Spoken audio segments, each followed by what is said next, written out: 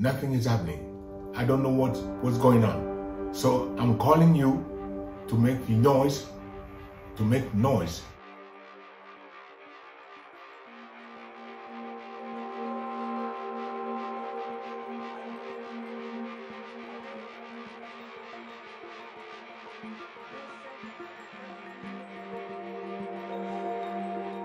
Moins d'une heure plus tard, des militaires sont apparus à la télévision nationale, annonçant la mise en place d'un comité pour la transition et la restauration des institutions. Il s'agissait notamment d'éléments de la garde républicaine. Au nom du peuple gabonais et garant de la protection des institutions, avons décidé de défendre la paix en mettant fin au régime en place.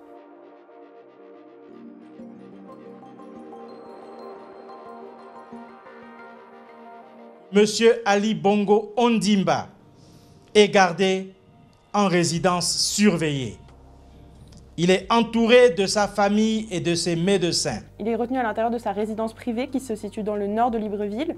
Il a affirmé à Jeune Afrique que sa femme, Sylvia Bongo Valentin, était quant à elle retenue au sein du palais présidentiel et qu'il n'avait pas de nouvelles ni de ses proches, ni encore moins de son fils, Nourdine Bongo Valentin, qui a lui aussi été arrêté.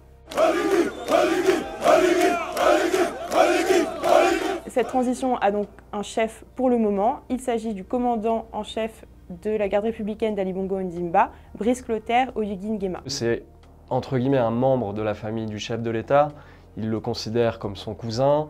Sa mère était une cousine de l'ancien chef d'État Omar Bongo Ondimba.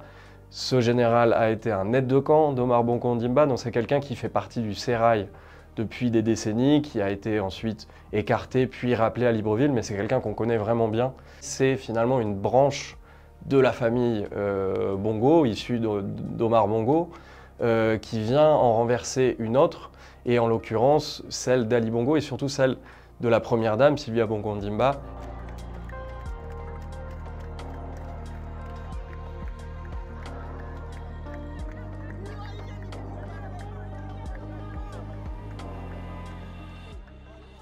Pour le moment, l'opposition reste très prudente. À l'international, c'est un petit peu la même chose.